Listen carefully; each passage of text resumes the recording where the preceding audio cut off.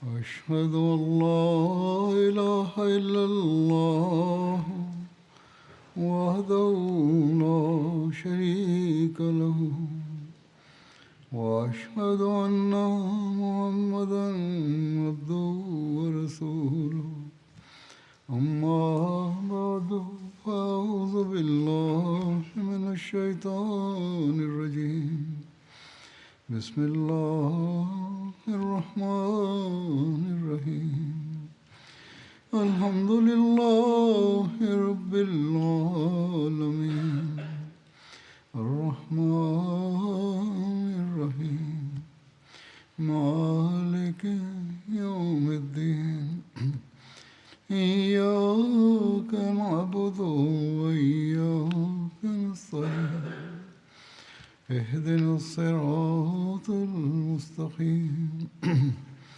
صراط الذين أنعمت عليهم غير المغضوب عليهم ولا الضالين.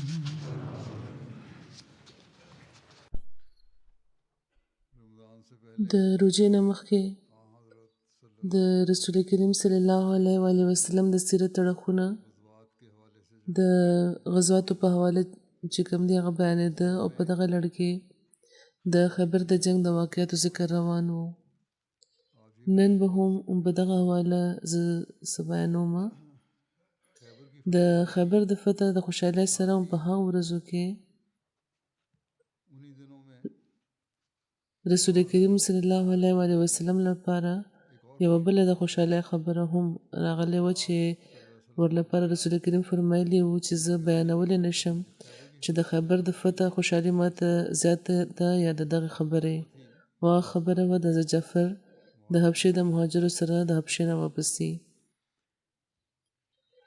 حضور فرمایي چې لکه څنګه موږ خبر یو چې د مکې والاو د ظلمونو نه چې تنګ شوي وو نو د هغه ځای یو څو مسلمانانو چې هغوی د حبشې طرف ته هجرت کړی او تللي وو او په هغې کې د رسول کریم صلی الله علیه و آله وسلم د تره زوی حضرت جعفر بن ابو طالب هم شامل وو.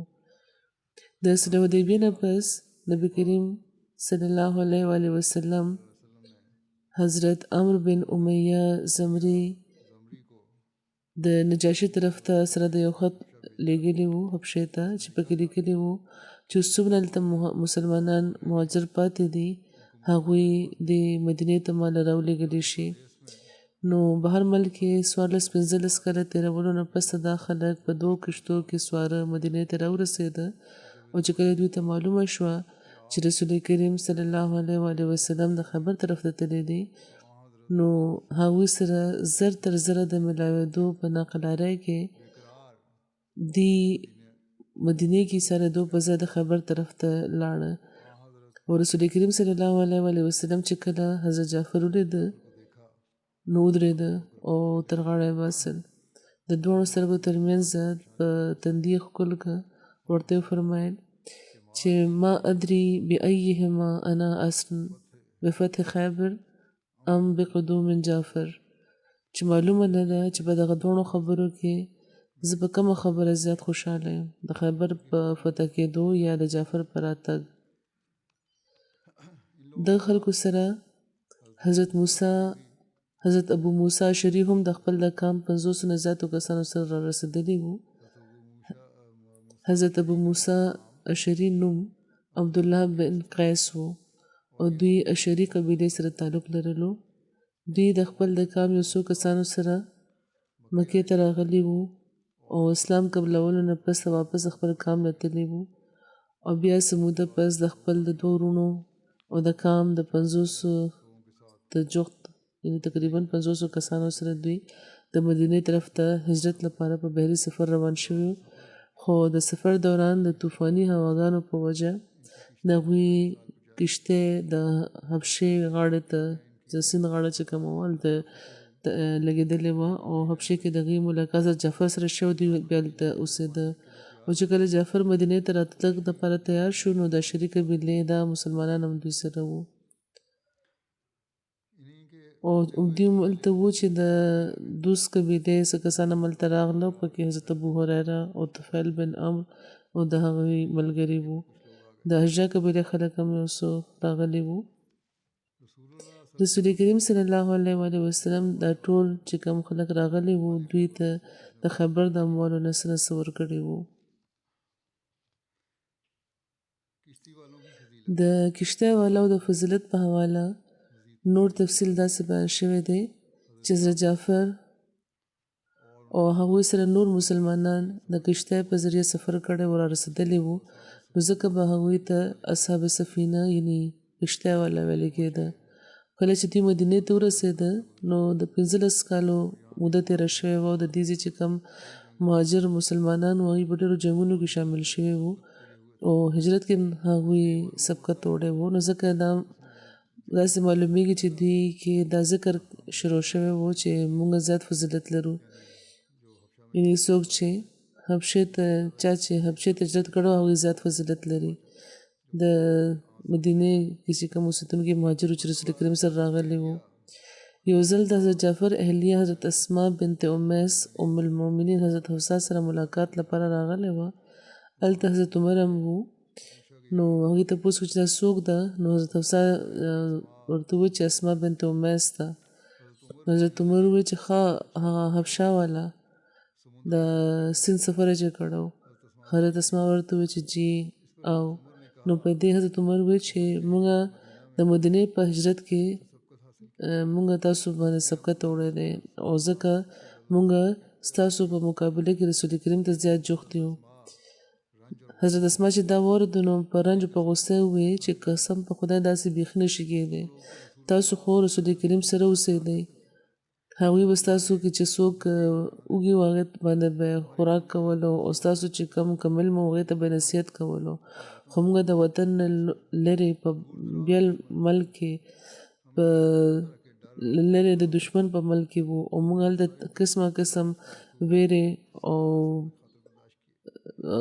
هلته به قسم ویرې زموږ مخې ته راتلې. موږ دا ټول هر څه تکلیف د خدای او دغه د رسول له خاطره برداشت کړی دی او دې قسم په خدای زه به تر هغې روټۍ نه خورم تر څو چې رسول کریم نه دې باره کې تپوس نه کوم او خبره به همدومره کوم لکه څومره چې تاسو کړې ده، نه به ترې نه څه کموم او نه به زیاتوم، پوره خبره به ورته کوم چې لاړه شم. بیا هغې د نبي کریم صلی الله علیه وسلم په خدمت کې حاضر شو او دا ټوله خبره ورته تېره کړه. رسول کریم ورته وفرمیل چې لیس بها حق بی منکم وله ولاصحابه هجرة واحدة ولکم انتم اهل سفینه هجرتان، یعنی هغې تاسو نه زیات حق نه لري بلکې د هغې او د هغې د ملګرو یو هجرت دی او ستاسو یعنې د حبشې طرف ته د کشتۍ په ذریعې سفر کوونکیو 2 هجرتونه دي. نو دغه شان هغوی رسول کریم د هغې دلجویي فرمایلې وه او د هغوی چې کوم غم و هغه لرې شو. حضرت اسماء چې کله دا واورېدو نو د فخر او د سعادت دا اعزاز هغوی خپلو ملګرو ته هم ووایي.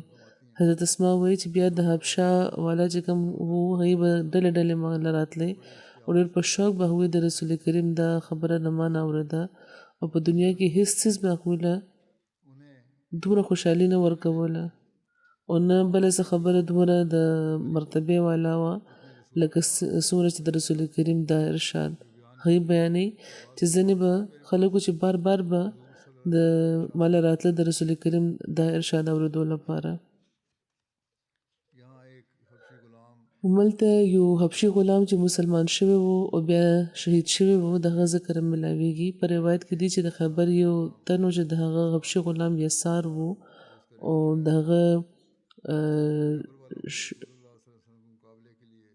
شپول به هغه سره ول او چې کله د خیبر والا د رسول کریم مقابلې کې وسله راواخیسته نو هغه ولیده چې اهل خبر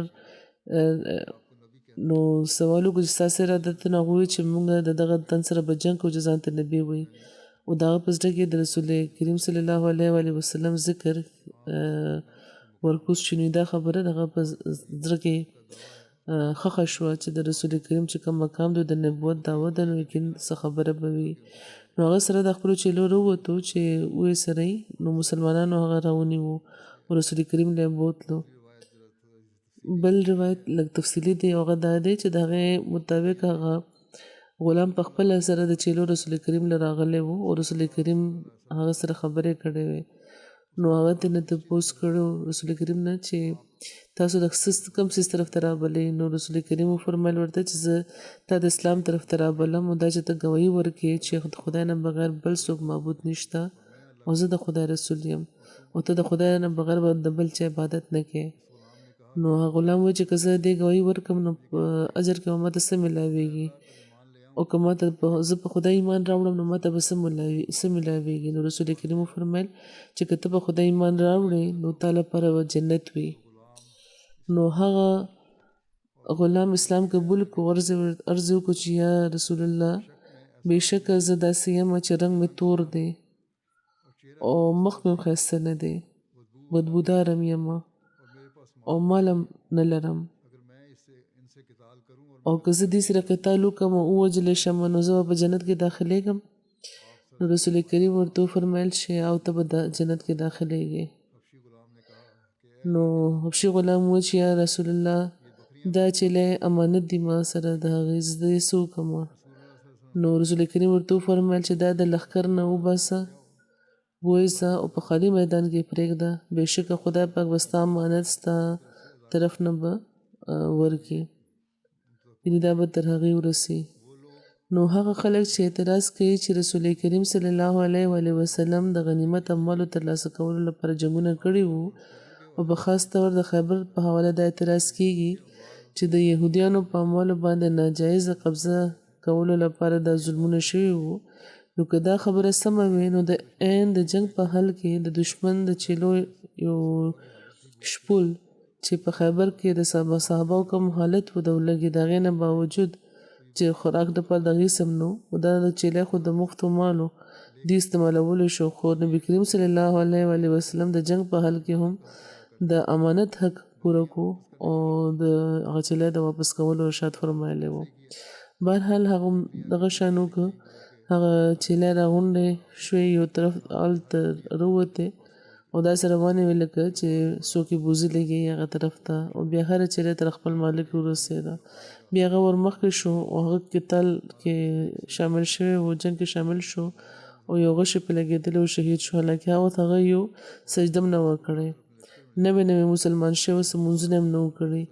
نو مسلمانانو هغه راوچت کړو، لښکر ته راوستو. نو رسول کریم فرمیل چې دا په خیمې ته راولئ. نو صحابه هغه د رسول کریم په خیمې ته راوستو. نو حضرت انس بیانوي چې رسول کریم صلی الله علیه وسلم هغه راغله، هغه شهید شوی و. رسول کریم هغه ته وفرمیل چې خدای پاک ستا مخ ښایسته کو او ستا بدبو یې په خوشبو بدل کو او ستا مال زیات کو او دغه لپاره دعا وکړو. فرمایل چې خدای پاک خدا جنت ته ورسولو. حضرت مسلم موعود هم دا واقعه بیان کړې ده چې د خیبر د محاصرې په ورځو کې یهودي رئیس و دغه شپولو چې دغه چیلی به سره ولې هغه مسلمان شوی و. مسلمانېدو نه پس هغه وی چې یا رسول الله زه اوس هغې ته واپس خو نه شم تللی هغه خلکو له او دا چیلی د هغه یهودي امانت دی ما سره، زه اوس د دې څه وکړم.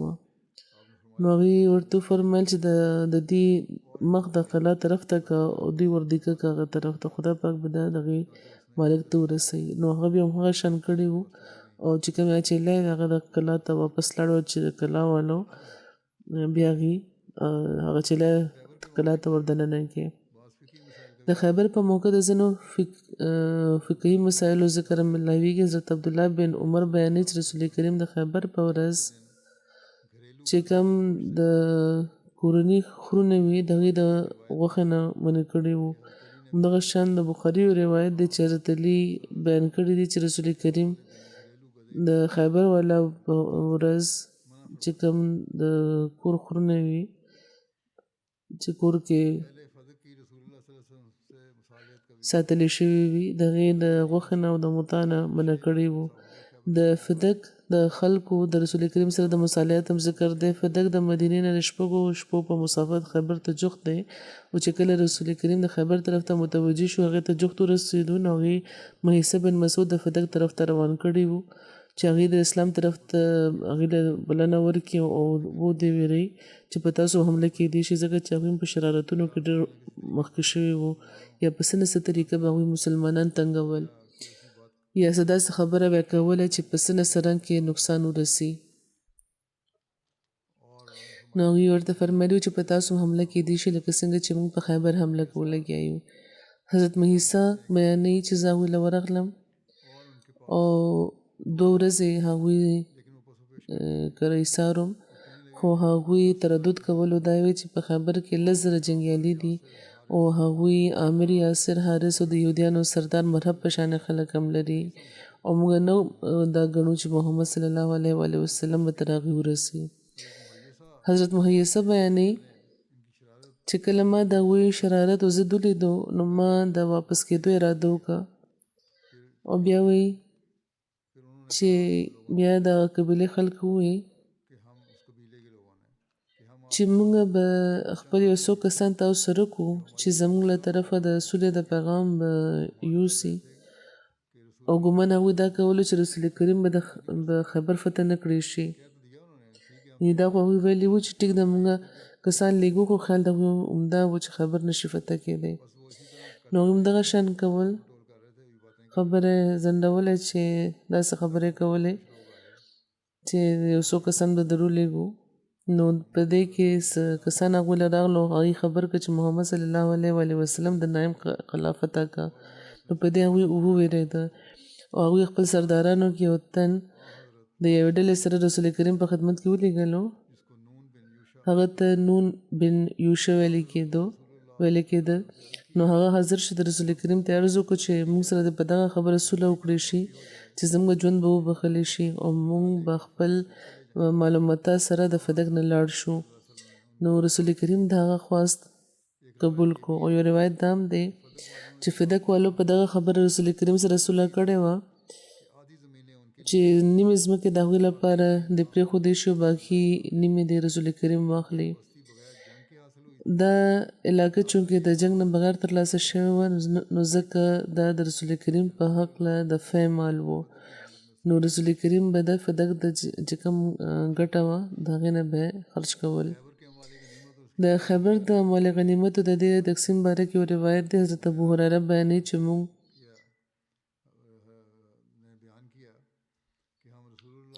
رسول کریم صلی الله علیه و آله وسلم سره د خیبر طرف ته تللي وو او په غنیمت کې موږ د سره زرو سپین زر نو ملاو شوي بلکې څاروي او اوښان او سامان او باغونه ملاو شوي وو. روایت کې دي چې اموالو کې کپړې او سامان وو. صرف یو څو قلاګانو نه وسله ملاوه شوې چې تفصیل دا دی چې پکې 1,000 نیزې وې، 400 تورې وې او 500 کمانونه وو. د بشیر بن یسار نه روایت دی چې رسول کریم د خیبر په مجموعي طور په 36 برخو کې تقسیم کړی وو. هغوی پای کې یعنې 13 برخې مسلمانانو لپاره محفوظه کړې وې چې پکې هر یو په 100 برخو مشتمله وه، یعنې 1,800 برخې وې او د رسول کریم برخه هم په دې کې د یوې برخې په شان وه، یعنې خپله برخه هم د هغوی د برخې برابر هغوی ایښې وه، یعنې څومره چې د باقي خلکو وه. یو روایت کې دي چې کوم په اس سواره وو د هغوی 3 برخې وې او د پیاده یو برخه وه او باقي نیم چې کوم آینده را روان حالات او معاملات او حوادثو چې مسلمانانو ته پیښېدی شو نو د هغې لپاره هغوی مخصوص کړی وو، یعنې په ریزرو فنډ کې دا تللي وو او دا د وطي د کتیبه او د سلالم متعلقاتو د غزي جایدادونه وو. یو روایت کې دی چې کتیبه نه د خدای پاک خمسو د نبي برخه او قرابتدارو او د یتیمانو د مسکینانو برخه او د نبي د ازواجو مطهراتو خرج وو او د هغو خلکو حصه وی روباسلې وه چې د رسول کریم او د اهل فدق ترمنځ د سفارتکارۍ کار کولو. په دې کې حضرت مهیسه بن مسعود هم وو او رسول کریم هغوی له 3 وسق اوربشې او 3 وسق کجورې ورکړې وې. په یو وسق کې 80 سا وي او یو سا کم از کم د 2.5 کیلو وي. نو دغه شان اندازن 4,500 کیلو اوربشې او 4,500 کجورې ورله ورکړې شوې وې.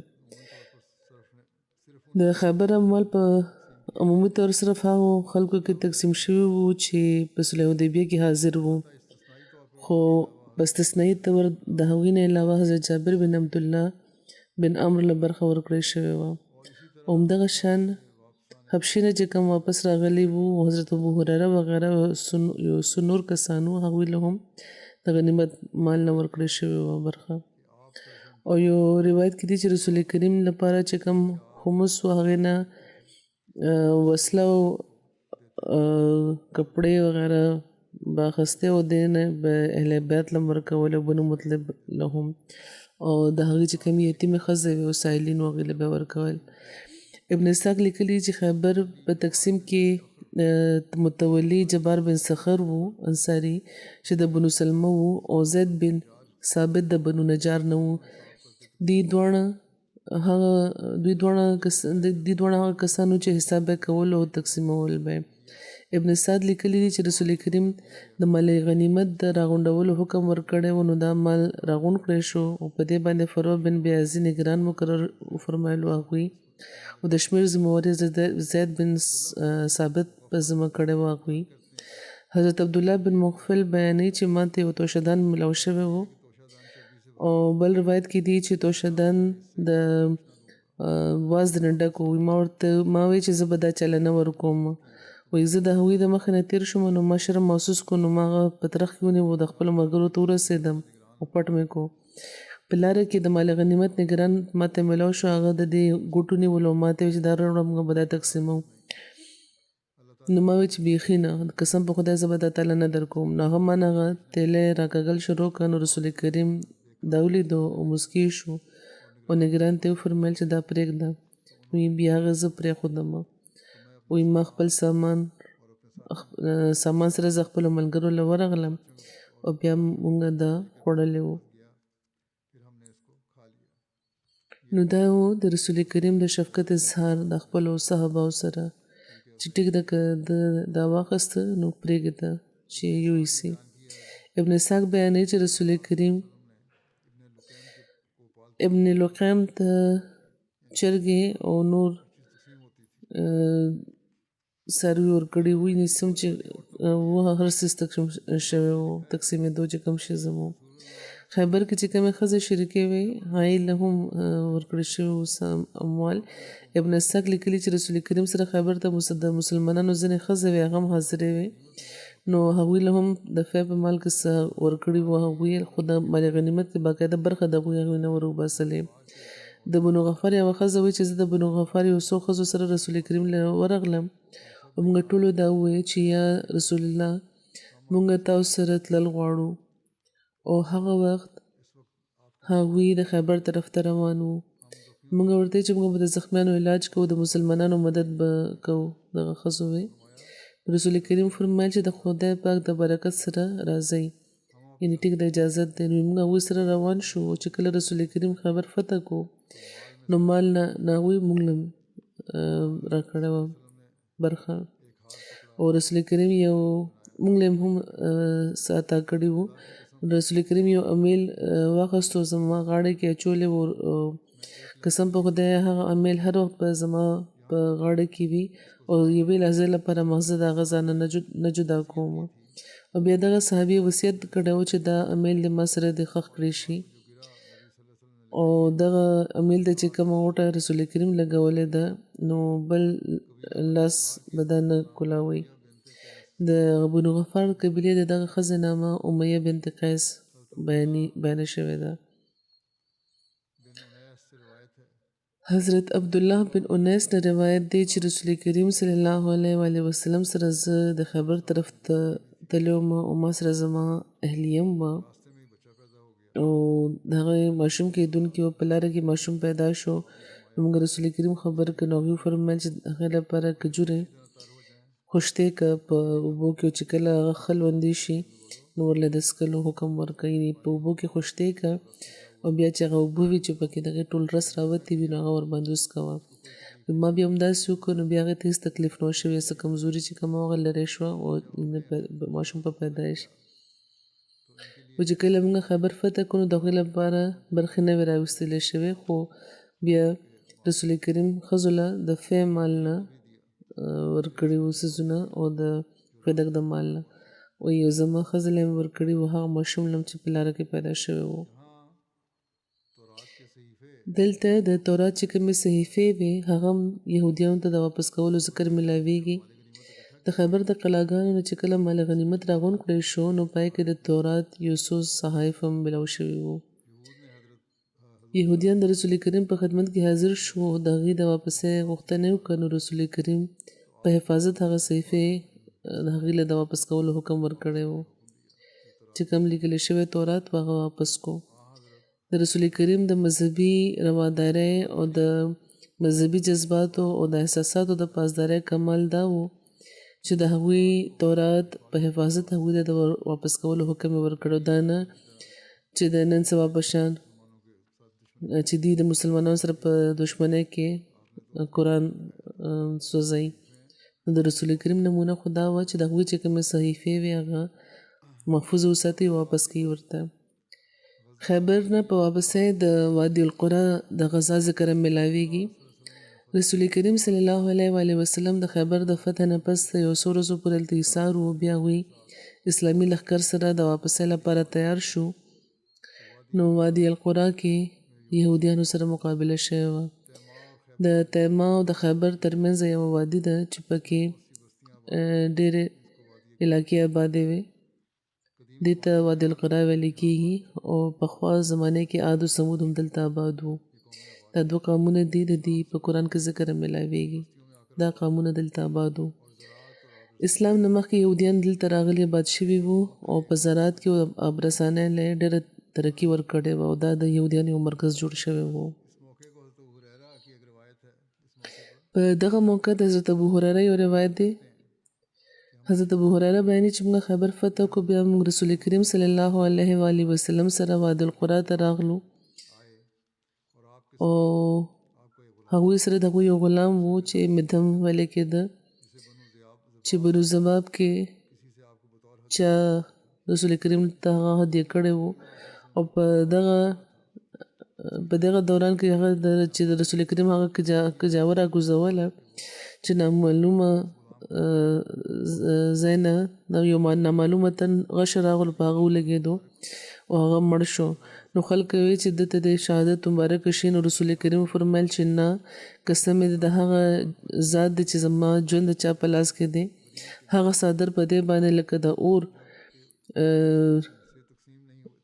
لګېدلی دی چې د خیبر په ورځ د غنیمت د مال نه دا اخیستی و او هغه وخت چې کله لا برخې نه وې تقسیمې شوې. یعنې هغه څادر چې کله د مال غنیمت مال چې راغونډېدو نو یې نه دی پټ کړی و. نو یو تن چې کله د رسول کریم دا خبره واورېده چې دا خو خطرناکه خبره ده جهنم ته انسان بوځي د دغه څادر پټولو په وجه. نو هغه یو تسمه یا دوه تسمې راوړه او عرض وکړو چې دا څیز ما اخیستی و د تقسیم نه مخکې. نو رسول کریم ورته وفرمیل چې یوه تسمه که دوه دا د اور ته د بوتلو سبب شي. وړوکې نه وړوکې څیز هم که پټ کړی دی نو هغه به ستاسو د سزا سبب جوړیږي. بهرحال د دغه جنګ په نور تفصیل کې لیکلی شوي دي چې رسول کریم د دغه ځای یهودیانو سره د جنګ لپاره د صحابه سفارۍ کړې وه. یوه جنډه حضرت سعد بن عباده له ورکړې وه، یوه جنډه حضرت حباب بن منذر له، یو جنډه حضرت سهل بن حنیف له او یوه جنډه حضرت عباد بن بشر له. بیا رسول کریم صلی الله علیه وسلم یهودیانو ته د اسلام دعوت ورکړو. ورته وی چې که هغوی اسلام قبول کړو نو خپل ژوند او اموال به بچ کړی شي او حساب به د هغوی خدای پاک په لاس کې وي. خو یهودیانو انکار وکړو او د جنګ لپاره تیار شو.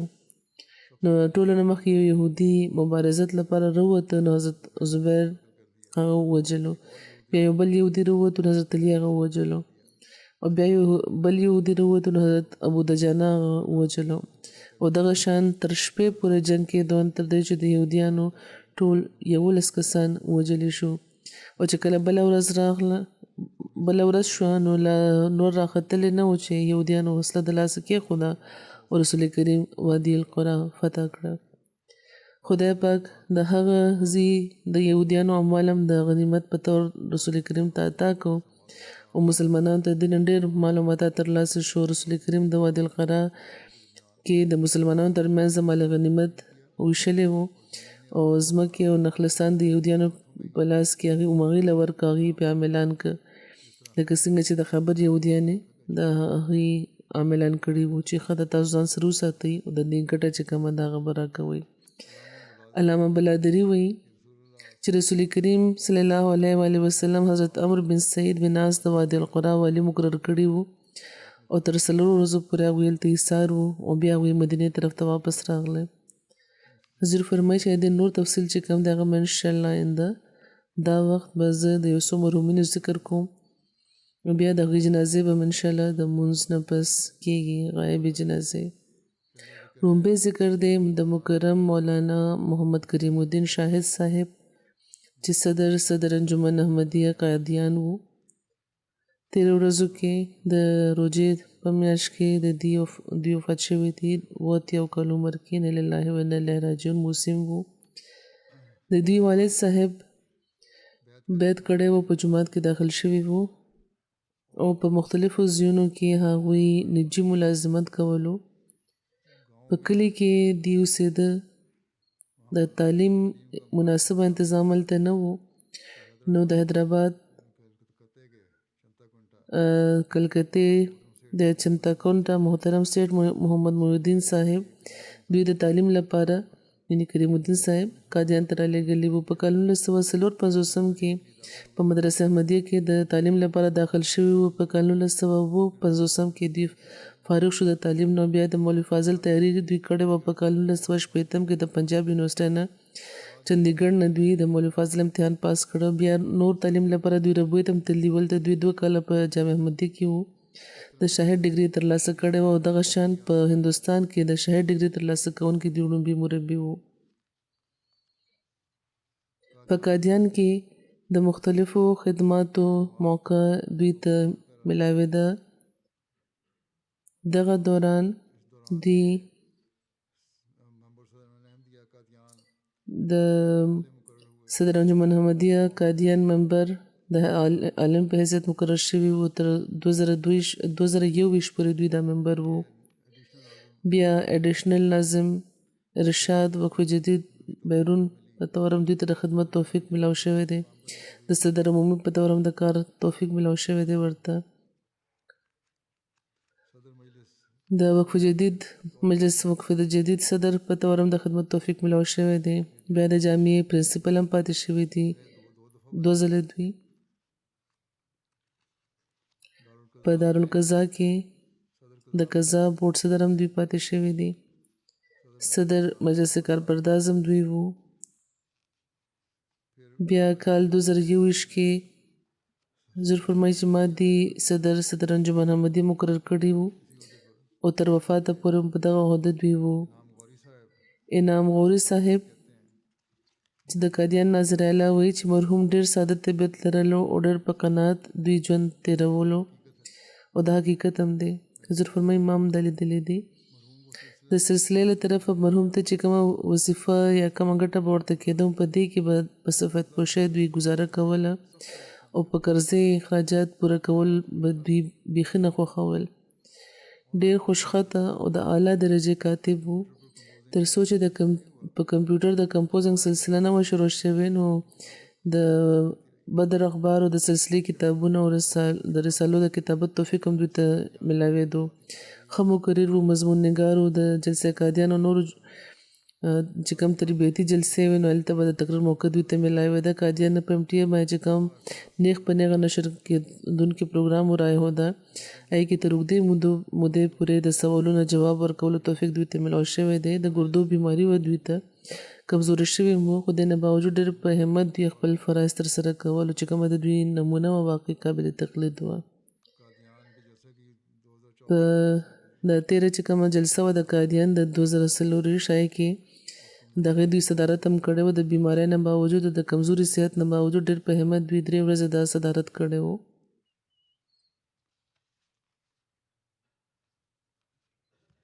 افتتاح کړی و. همدغه شان د تېرې شورا صدارت هم دوی کړی و. خدای پاک دوی ته د 2 شپېتو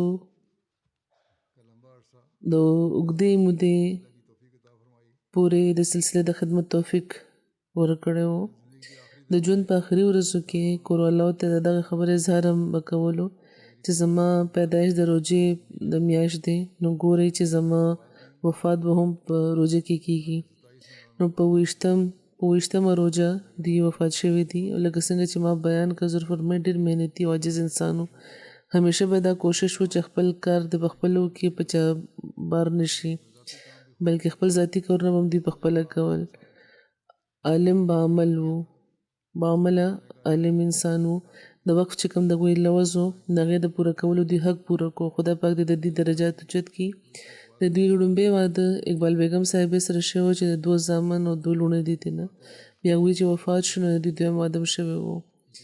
د دې بچي، لوڼه، زومان ټولو ته د دین د خدمت توفیق ملاویږي. لګیا دی. خدای پاک د په نسلونو کې هم د دې د دین د خدمت چې کومه جذبه وه دا قایمه وساتي. دویم ذکر دی د عبدالرشید یحیی صاحب چې د کینیډا کې د قضا بورډ صدر و.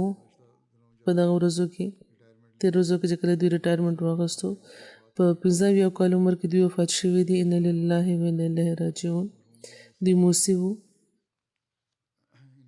د دې والد په کال 1945 کې تقریبا مولانا سلام الله امرتسري او مولانا ابوالعلام اودودي او مولانا محمد علي صاحب سره ډېر اوږدو خبرو او د تحقیق او د بحث او پوره د اتمام حجت نه پس د حضرت خلیفة المسیح ثاني رضی الله تعالی عنہ په لاس بیعت کړی و.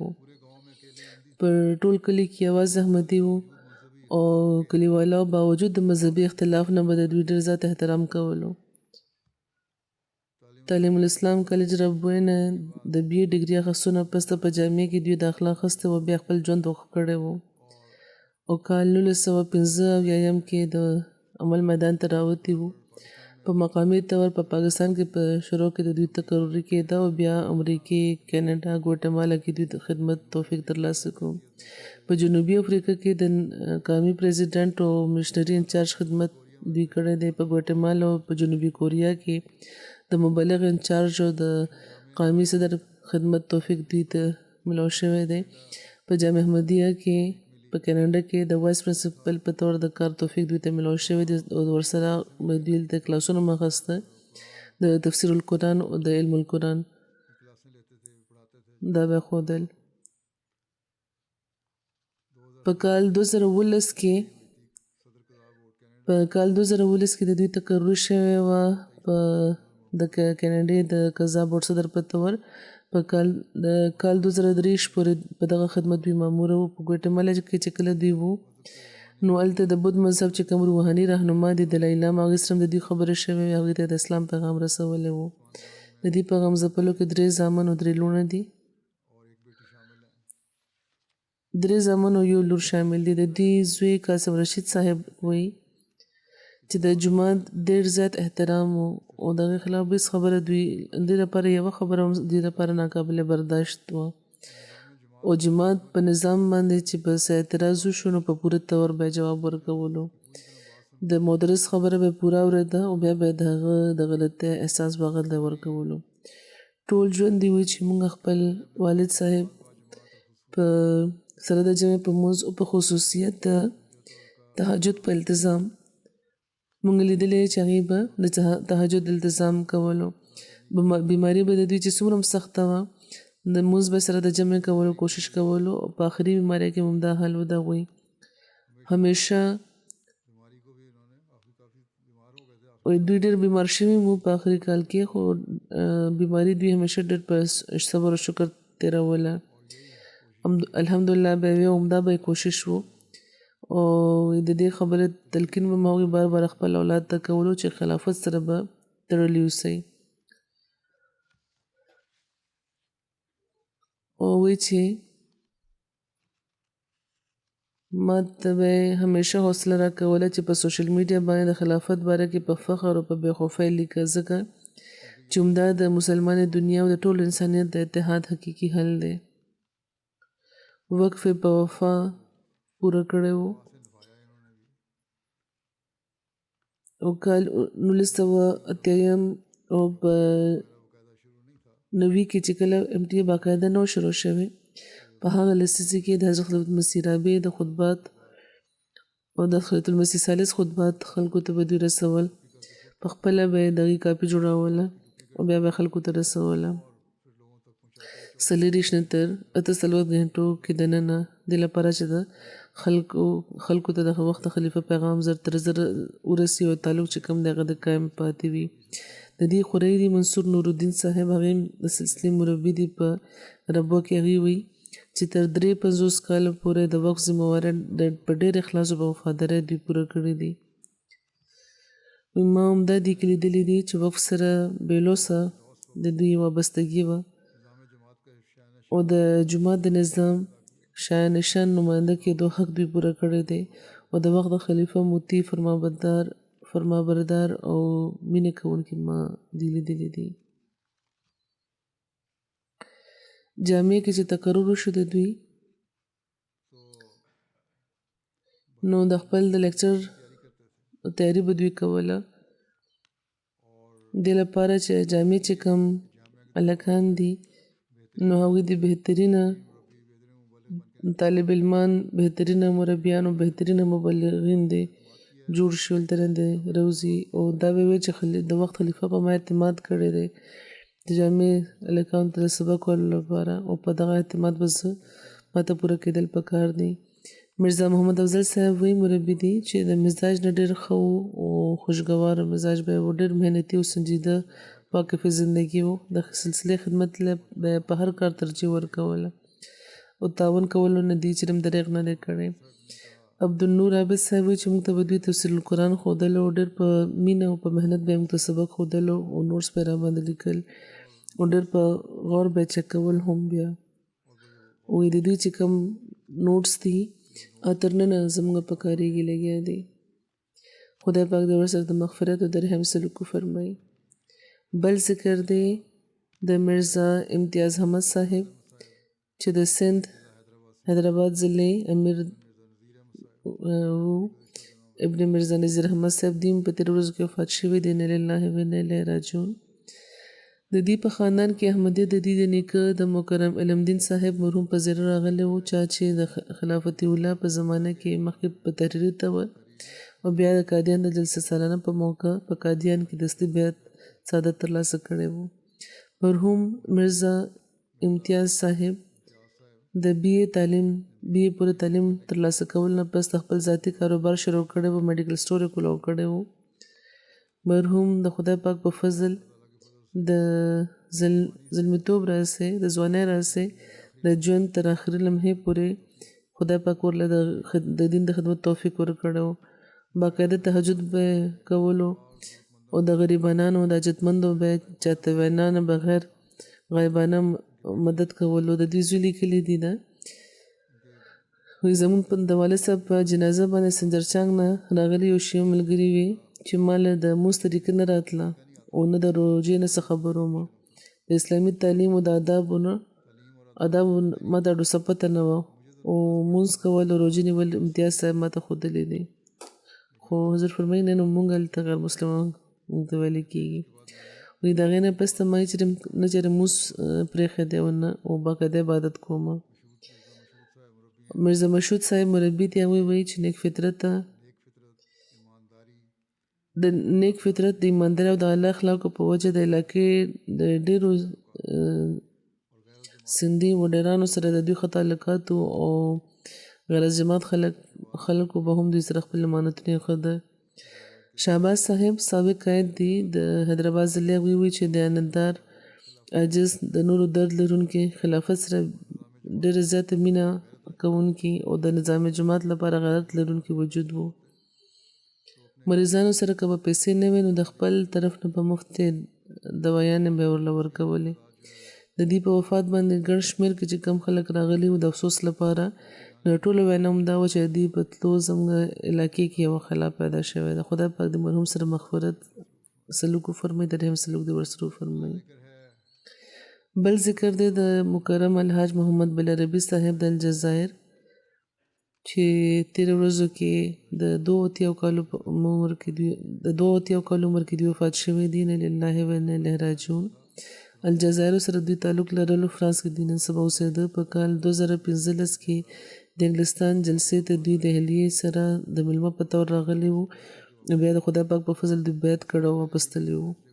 د جلسې په وړومبی ورځ دوی ته دغه ځای سره د یو عجیبه د انس احساس شوی چې لکه مخکې دوی دلته راغلي وي او دوی وی چې د ډېرو کلونو راهیسې دوی د دغه ځای او د دغه ماحول خوبونه لیده. بیعت نه مخکې یو ورځ دوی همدغه شان یو خوب لیدلی او د هغې په بنیاد هغوی د خپلې اهلیې سره د حضرت مسیح موعود علیه السلام په جومات کې د شاملېدو فیصله کړې وه. په دغه جلسه کې د فرانس نه د دوی د خاندان احمدیان او غیر احمدیان کسان ټول 15 موجود وو چې پکې اتو د دې په شان د جلسې دوران بیعت کړی وو. خپل ماشومانو ته د دیني اقدار ښودلو دوی به ډېر کوشش کولو. مونځ او د قرآن تعلیم لپاره په دیني سکولونو کې داخل کړي وو او د دوی ماشومانو ته دینه مخکې د احمدیت د قبلولو توفیق ملاو شوی. ماشومان ویلي دي چې والد صاحب موږ ته دیني تعلیم ښودلی وو او د هغې په وجه زموږ په زړونو کې د دین ژوره مینه او د اطاعت جذبه پیدا شوې وه. د هغې په وجه موږ لپاره احمدیت قبلول اسان شوي وو. د هغې په خاندان کې احمدیت د هغوی د مشري زوی د محمد بالعربي په ذریعه راغلی و چې هغوی یو ورځ سیټلایټ چینل یې ایډجسټ کولی نو نڅا په MT مخې ته راغلی و او هلته هغې حضرت خلیفة المسیح رابعي لیدلی و او هغې نه پس هغوی احمدیت په خاص طور د حضرت عیسی علیه السلام د وفات په موضوع باندې ژور تحقیق کړی و او آخر په کال 1995 کې د انګلستان د جلسې په موقع هغوی بیعت کړی و. والد صاحب د دې بیا وروستو کړی و، بیا 20 کاله پس تقریبا او زوی مخکې کړی و. د مرحوم به فرانس نه اکثره الجزایر ته تله راتله او په کال 2019 کې پولیس په الجزایر کې د دې په کور باندې چاپه والی و. د دې ماشومان د احمدیت په الزام کې په حراست کې اخیستي وو. نو په دې ډېر د بادرۍ مظاهره کړې وه چې کله دوی پولیس سټیشن ته تللي وو دوی نه تپوس وشو چې هغوی احمدي دي نو دوی فوراً ترود نه بغیر دوی دا ویل چې الحمدلله زه احمدي یم او دوی بیا ویلي چې زه د قانون احترام کوم خو چې کومه ورځ حاکمان اجازت ورکړي نو د دوی کور به د جماعت احمدي عمومي مرکز وي. ډېر په جرأت دوی په جار دا ویلي وو. د خلافت او د خلیفه سره دوی ډېر بې انتها د محبت تعلق لرلو. د جماعتي خدمت یو جوش و په دې کې تر ډېرو کلونو پورې فرانس کې د دوی کور د مختلفو اجلاسونو د جمعې د لمونځ مرکز پاتې شوی دی. الحاج محمد بالعربي صاحب په غمزپلو کې د 80 کالو خپله کونډه او 8 ماشومان پرېښي دي چې پکې و د خدای پاک په فضل احمدیان دي. د دوی یو زوی سیکرټري تبلیغ دی او د عربي ډیسک د فرانس انچارج دی. لوڼې دي د دوی هغه هم د دین د خدمت توفیق ترلاسه کوي لګیا دی. د الجزایر یو احمدي لیکي چې الحاج محمد صاحب ډېر د نیک زړه او فیاض انسان و. همیشه به د خدای پاک شکر دوی په دغه خبره کولو چې دوی ته د امام الزمان علیه السلام پیژندو ورباندې د ایمان راوړو توفیق ملاو شوی دی. دوی به وی چې د امام الزمان د بیعت نه پس زما ایمان پوخ شوی دی او یقینا نور جوړ شوی دی. د الجزایر صدر انصار الله وی چې هر جماعتي پروګرام د اجلاس لپاره به خپل کور دی وړاندې کولو بلکې د خپل کور یوه برخه دوی د نماز سنټر په طور وقف کړی وه.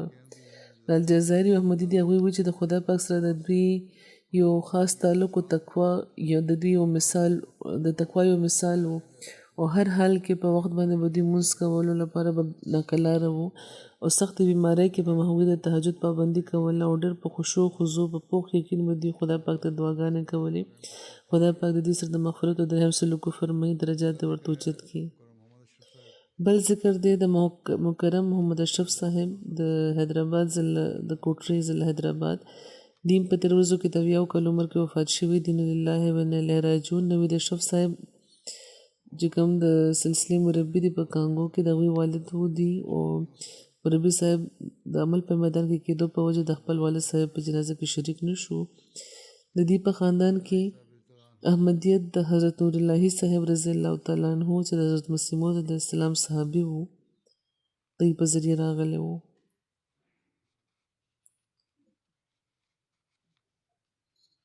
چې د پلار له طرفه د دوی نیکه وو. نوید اشرف صاحب چې سلسله مربي دي په کانګو کې هغوی لیکي چې زموږ والد صاحب د دین سره مینه د خپل پلار نیکه نه په وینه کې ملاوه شوې وه. ډېر شریف النفس ډېر دعاګو خلافت سره ډېر زیات تعلق لرونکي وجود وو. د جماعتي خدماتو په مختلفو حیثیتونو کې توفیق ورته ملاوېدو ډېر محنتي او ډېر مهمان نوازه وو. په کال 1992 کې د یو څو ورځو لپاره د سیر رحم الله کېدو شرف هم ورته ترلاسه شوی و. د قرآن تلاوت او د حضرت مسیح موعود علیه السلام او د سلسلې د خلفاو کلام به ډېر په مینه ویلو او کم څوک هم چا به هم چې اورېدو د هغه زړه ته به ورکوز شو. هغه کلام اواز ډېر ښه و. د دې په وفات باندې یو ډېر سخت مخالف و. هغه هم افسوس لپاره راغلی او هغه دا وی چې دا ډېر نیک او ښه انسان و. داسې انسان مې چېرته نه دی لیدلی. په کال 1992 کې کوټري کې چې کوم سخت مخالفت شو نو د هغې دوران د جومات د مخالفانو مخې ته ډېره د بهادرۍ او د ایماني جرأت مظاهره دوی کړې وه.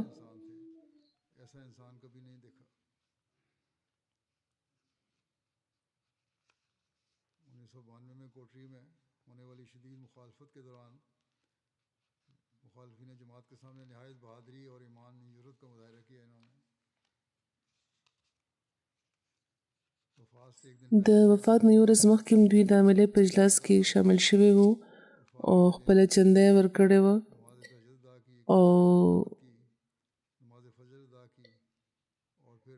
او وفات په ورځ هم دوی تهجد لمونځ کړی و، د قرآن تلاوت یې کړی و، سهار لمونځ یې کړی و. بیا په کم 8 بجې دوی د خدای مخې ته حاضر شوي وو. شهباز احمد صاحب سابق قائد د حیدرآباد وایي چې ډېر خدمت کوونکي، د جومات لپاره غیرت لرونکي او ډېر بهادر انسان و. د تبلیغ په انتهایي جنون دوی لرلو.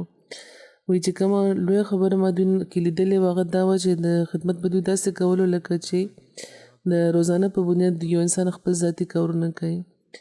داسې به دوی د دین خدمت کولو. وایي چې یو کمپنۍ کې موږ کار کولو او په یو موقع د جومات مخالفت ډېر زیات شوی و، نو ملایانو انتظامیې ته یو ډېر دباو یې اچولی و چې دوی د نوکران وباسي. نو چې کوم جنرال منیجر و هغه ملایانو ته وایي چې تاسو دا خبره پرېږدئ چې دا قادیاني دی، احمدي دی، مرزایي دی. یوه خامي ماته د ده داسې وایي چې د هغې په بنیاد زه دا د کمپنۍ نه وباسم.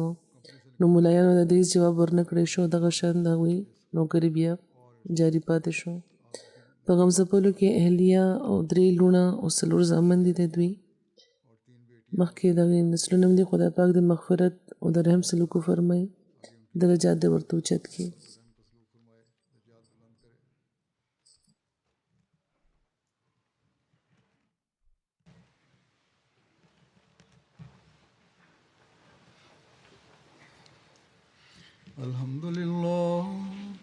الحمد لله نحمده ونستعينه ونستغفره ونؤمن به ونتوكل عليه ونعوذ بالله من شرور أنفسنا ومن سيئات أعمالنا. من يهده الله فلا مضل له ومن يضلل فلا هادي له. ونشهد أن لا إله إلا الله ونشهد أن محمدا عبده ورسوله. عباد الله رحمكم الله، إن الله يأمر بالعدل والإحسان وإيتاء ذي القربى وينهى عن الفحشاء والمنكر والبغي يعظكم لعلكم تذكرون. اذكروا الله يذكركم وادعوه يستجب لكم ولذكر الله أكبر.